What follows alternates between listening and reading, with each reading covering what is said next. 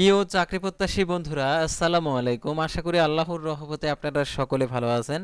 তো আপনারা অশেষ অপেক্ষায় রয়েছেন ১৯তম শিক্ষক নিবন্ধনের নিয়োগ কবে ছাড়বে আর পদসংখ্যা কত?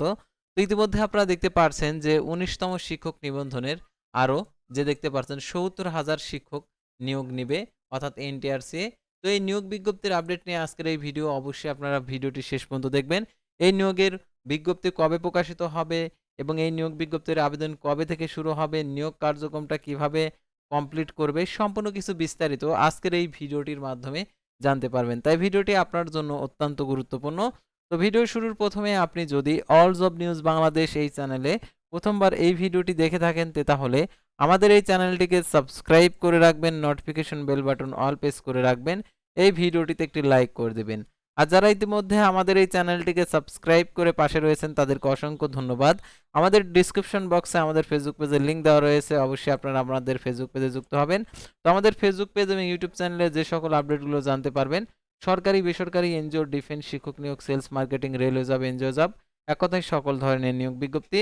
আর এই সার্কুলারটি যদি আপনি ডাউনলোড করতে চান, আপনারা আমাদের আর কি ফেসবুক পেজে এসে আপনারা পিন কমেন্টে আমাদের এই সার্কুলারটি দেওয়া রয়েছে, তো আপনারা এখান থেকে ডাউনলোড করে নিতে পারেন। তো আর কথা না বাড়িয়ে আপনাদেরকে দেখে দিচ্ছি যে ৭০,০০০ পদে এনটিআরসি এর যে নিয়োগ, সেই নিয়োগ বিজ্ঞপ্তিটা আপনাদেরকে দেখিয়ে দিচ্ছি। তো আপনারা শেষ পর্যন্ত দেখতে থাকুন আর এই ভিডিওটি অবশ্যই শেয়ার করে আপনাদের বন্ধুদের মাঝে পৌঁছে দেবেন। তো ভিউয়ার্স, দেখতে পাচ্ছেন দৈনিক শিক্ষা .com এ বলে দিয়েছে আরও ৭০,০০০ শিক্ষক নিয়োগের পরিকল্পনা এনটিআরসি, অর্থাৎ ১৯তম শিক্ষক নিবন্ধনেই এই ৭০,০০০ শিক্ষক নিয়োগের পরিকল্পনা করছে। আগামী অর্থবছরে বেসরকারি শিক্ষক নিবন্ধন প্রত্যয়ন কর্তৃপক্ষ এনটিআরসি এমপিওভুক্ত শিক্ষা প্রতিষ্ঠানের নতুন ৭০,০০০ শিক্ষক নিয়োগদের নিয়োগ সুপারিশ পরিকল্পনা রয়েছে। আগামী অর্থবছরে বেসরকারি শিক্ষক নিবন্ধন প্রত্যয়ন কর্তৃপক্ষ এনটিআরসি এমপিওভুক্ত শিক্ষা প্রতিষ্ঠানের নতুন ৭০,০০০ শিক্ষক নিয়োগের সুপারিশ পরিকল্পনা করেছে। আমাদের বার্তা পত্রিকাতে আর কি বলেছে, অর্থাৎ দেখতে পাচ্ছেন এখানে যে এটা হচ্ছে সোমবার ৬ এপ্রিল আর কি প্রকাশিত করেছে। আবারও ৭০,০০০ শিক্ষক নিয়োগের পরিকল্পনা এনটিআরসি। শিক্ষা প্রতিষ্ঠানের বাজেট চূড়ান্ত করতে এই চাওয়ার হয় মাধ্যমিক উচ্চ শিক্ষা অধিদপ্তরের কাছে। এদিকে বৈশ্বিক অর্থনীতির মন্দা চলছে, জ্বালানি তেলের সরকার সব অফিসের নতুন কর্মসূচি ঘোষণা করছে। আগামী অর্থবছরে দেশের অর্থনীতির ব্যবস্থা কেমন হবে তা আগাম বলা যাচ্ছে না। এমন অবস্থায়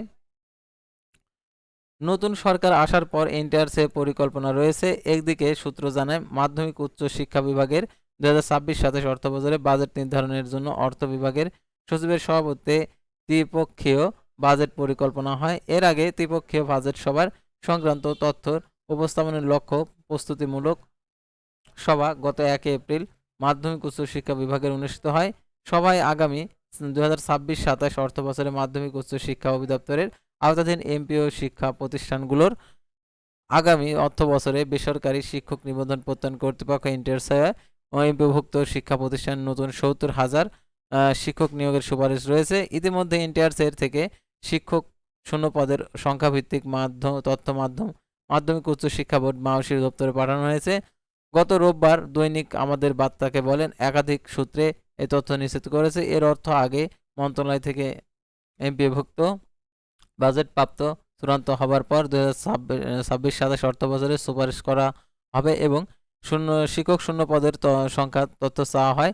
২০২৬-২৭ অর্থবছরে মাধ্যমিক উচ্চ শিক্ষা অধিদপ্তরের আওতাধীন এমপিওভুক্ত স্কুল কলেজ নিয়োগ সুপারিশ করা হবে। এমন শিক্ষক পদের সংখ্যা ভিত্তিক তথ্য পাঠাতে বলা হয়।